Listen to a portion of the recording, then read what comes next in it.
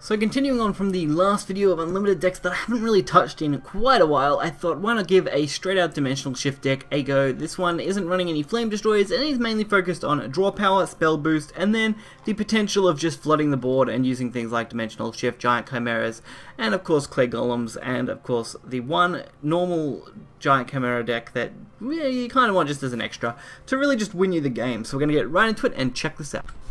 So for our first matchup, we are up against a Rune. No shocker there. Wanna play with But at least we're going to have a fairly interesting matchup. I actually quite enjoy using this deck. Mainly because it's just a little bit of fun these days. It's not too serious, so you can kind of just take it easy with it. Which is always a nice thing to be able to do. So starting off with an early 1-drop is always good, especially if you have at least 1 or 2 spell boostable cards. I do prefer to get Dimensional Shift in my opener, but having a Chimera is still pretty reasonable.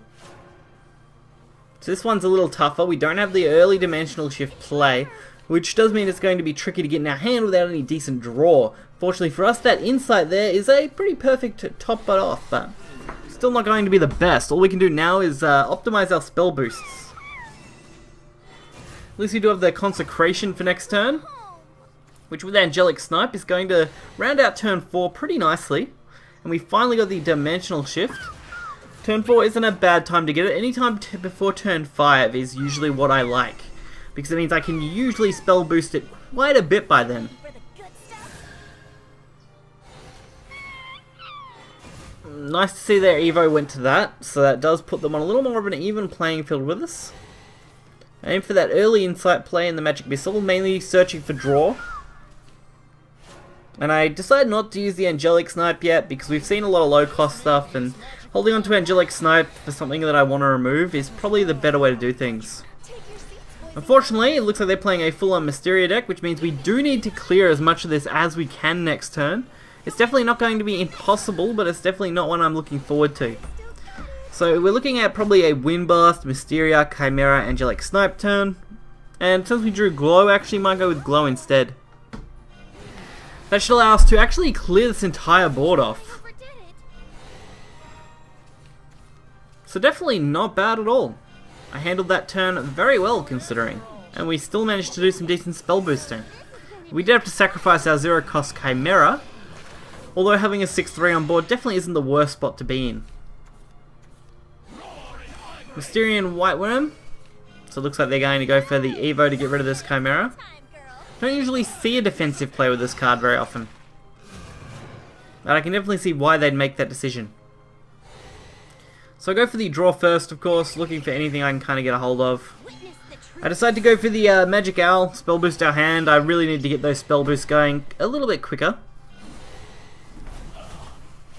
as it was going to be important for us to really take off here.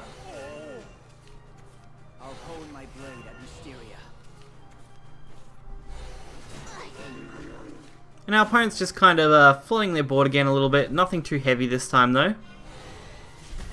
And all we need to do is hold this turn as much as we kind of can. So get as much spell boost on these cards, get as many cards into our hand as we possibly could, and try and fill our board a little bit. So I did end up deciding just to take it.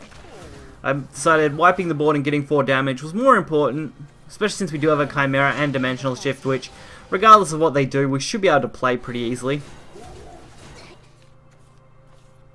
And there is the Anne Sorcery.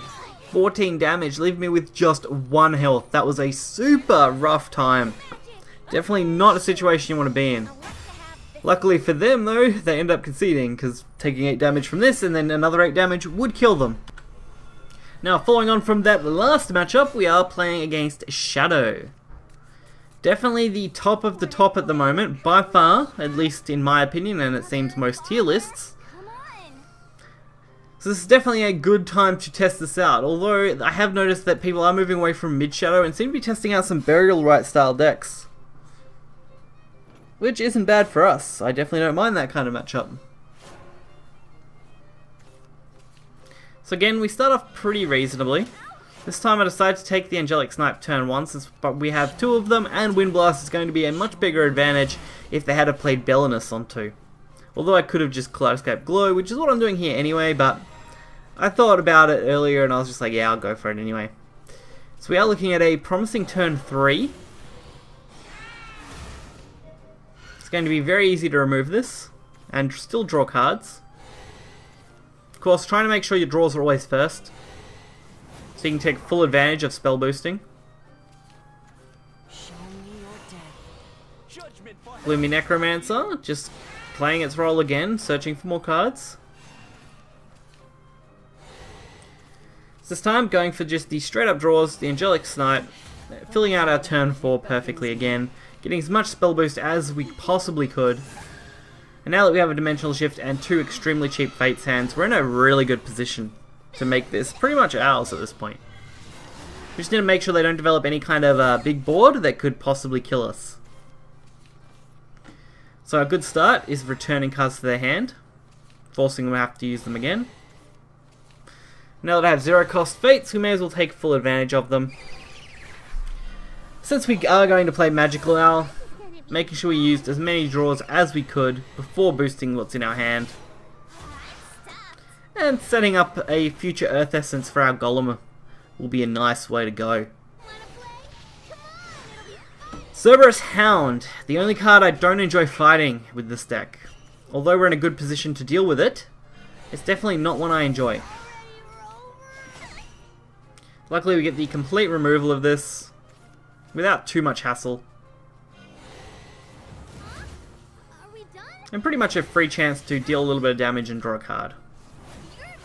Plus our Dimensional Shift should be active, not next turn, but the turn after, very easily. So from here, all we really need to do is survive one turn. Surviving that one turn is definitely going to be the most important factor for us, and that shouldn't be too hard. We're looking at a very, very promising hand. Of course, I did make the small mistake of forgetting that I played the Commence Experiment, so we did overdraw by 1. I'm not super disappointed by that, but definitely sucked to misplay it a little bit. But it gave us a decent chance to spell boost, so it's not all bad. So, Dimensional Shift next turn is looking very promising. Looks like we should be pretty much set up. I don't think we can quite reach lethal, but it's going to be very close based on our draws. I'll be home soon. So with what we can currently play out here, since we can't attack face this turn, we have to wait till our Dimensional Shift. We are going to wipe the board. We do get a chance to use double evos, so that takes us up to 15 damage. We do have a good chance at drawing with Consecration. So all we would need is 1 damage. Unfortunately, we miss out on that chance. We are still going to get 15 in, have a really good board, and force our opponent to have to deal with it. Especially once we play these golems. Making it nearly impossible for Shadow to make a full recovery. Especially turn 9.